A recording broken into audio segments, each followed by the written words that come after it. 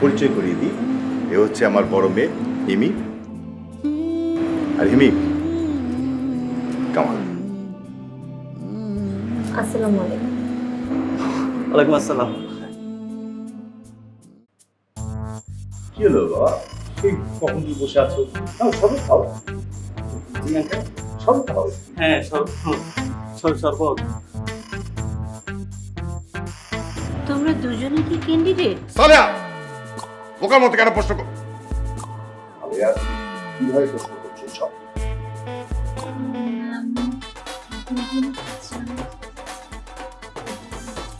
বক না করে চুপচাপ বসো। বাবা, তোমরা নাও আপেল নাও। আপেল? জি আন্টি, আপেল আমার অনেক প্রিয়।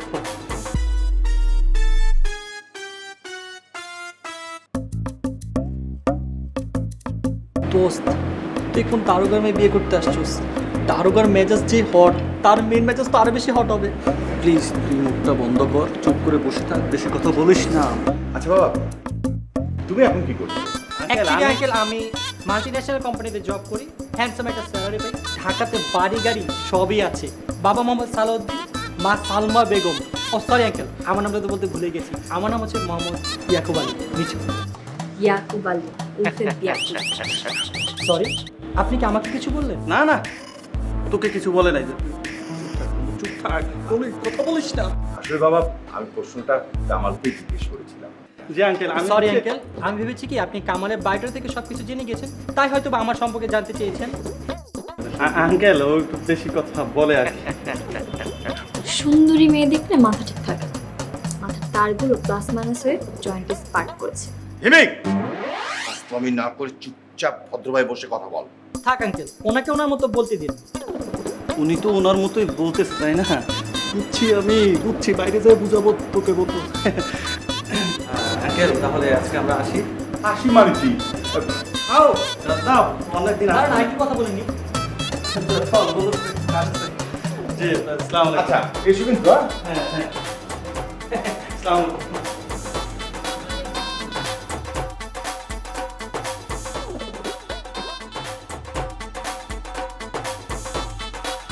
আরে তুমি টানতেছিস কেন? আরে ভয় যায়, বলছিস কেন টানতেছে? বিয়ের জন্য মেয়ে দেখতে আসছে কে, তুই না আমি? ডেফিনেটলি তুই। তা আমি যদি হই, তুই আমার কথা বলতে না দিয়ে ওনাদের সামনে বকবক করতেছিলি কেন? মেয়ের বাবা আমাকে জিজ্ঞেস করলো আমার বায়োডাটা, তুই বলে দিলি তোর বায়োডাটা। আমি কি খাল কেটে কুমির আনলাম? আরে দোস্ত, আমি তো ভাবছি মেয়ের বাবা আমার সম্পর্কে জিজ্ঞাসা করতেছে। তুই তো এরকম মনে করবি, তুই সবসময় এরকম মনে করো। এ বাবাজি, মেয়ে পছন্দ হইলো? বাবা রে বাবা, যেমন বাপ তেমনি মাইয়া। আরে মাইয়া তো না জানো আগুনের গোলা, আর ছোট মাইয়া তো মাশাআল্লাহ তোমা গো অনেক ভালো। কি বলতে চাচ্ছেন চাচা, একটু ক্লিয়ার করে বলেন তো। না না, আপনাদের কাছে ক্লিয়ার করে বলা যাবে না। আমি মালিকের নুন খাই, আমি তার সাথে নিমখারামি করতে পারবো না। হ্যাঁ, যদি কেউ আমাকে বেশি করে নুন খাওয়ায় তাহলে আমি নিমখারামি করতে পারি। বুঝতে পারছি ওমর ফারুক। আরে ওমর ফারুক না, ফারুক ফারুক, অনলি ফারুক। ওই হলো ওমর ফারুক আর ফারুক একই কথা। শুধু ফারুক বলবেন। ফারুক কাকা, আপনি ফারুক, এটা আমরা বুঝতে পারছি। ফারুক আপনি। নিশ্চয়ই কোনো রহস্য আছে। 100 টাকা দে, এই রহস্য আমাকে ভেদ করতে হবে। তুই দে, তোর কাছে নাই? আরে দে তো।